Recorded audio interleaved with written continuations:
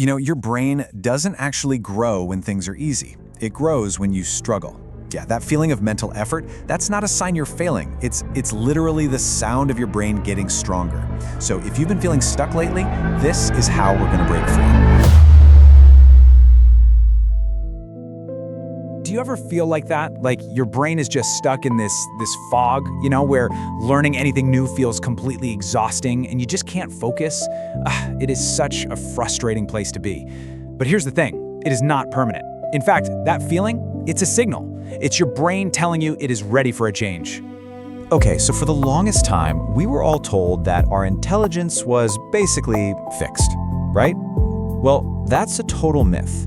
The reality is so much more exciting. Your brain, it's this dynamic, living network that physically rewires itself based on what you do every single day. And this incredible ability, it has a name: neuroplasticity. Basically, every single time you challenge your brain, you make those neural connections stronger and faster.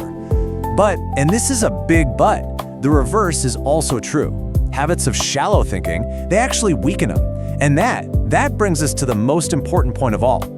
It's this, that moment of struggle. That is not failure. It is the sound of your brain rewiring itself. It's literally the proof that growth is happening right then and there. So the real question is, how do we intentionally create that struggle? Let's dive in. Okay, our first challenge is all about upgrading your attention. And it starts by making a really conscious trade, swapping out that endless scrolling for some deep reading. Look, we're all living in this age of attention fragmentation. Every time you scroll, you are literally training your brain to crave a new jolt of info every, 2-3 seconds? Deep reading does the exact opposite. It forces your brain to hold focus, to connect complex ideas, and to actually, think. Seriously, think of deep reading like a full-on gym session for your mind. It's not just about absorbing facts, it's about strengthening that mental scratch pad we call working memory. It builds up your cognitive endurance so you can focus for way longer, and it totally sharpens the analytical muscles you need for real problem solving. All right, our second habit. Now this one's gonna sound a little strange, but trust me, it is incredibly powerful. You have to learn to be okay with feeling stupid. Yeah, really.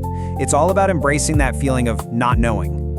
Think about it. When you only do things you're already good at, your brain just goes on autopilot. It's super efficient, yeah, but it's not growing.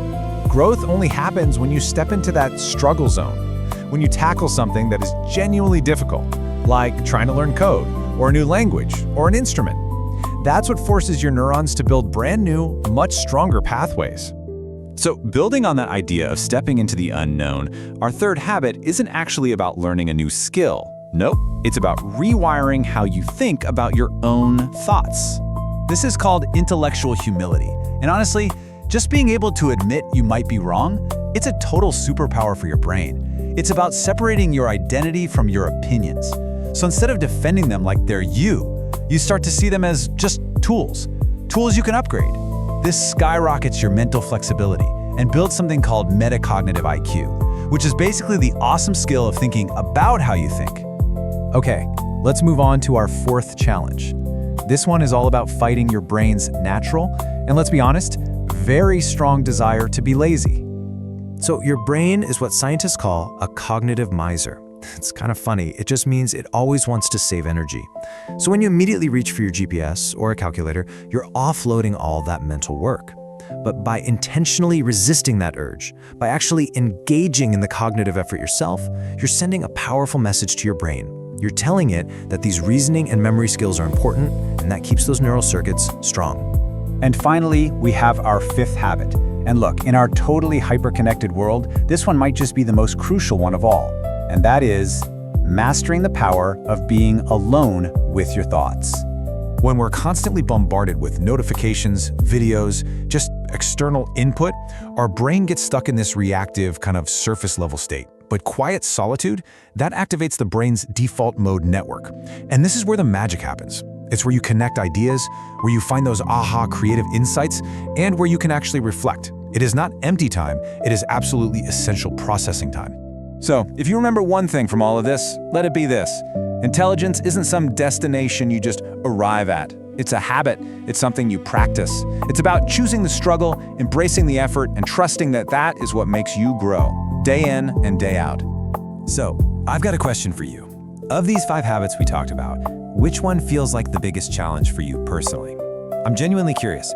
Drop a comment below and let us all know the one hard thing you're going to do for your brain today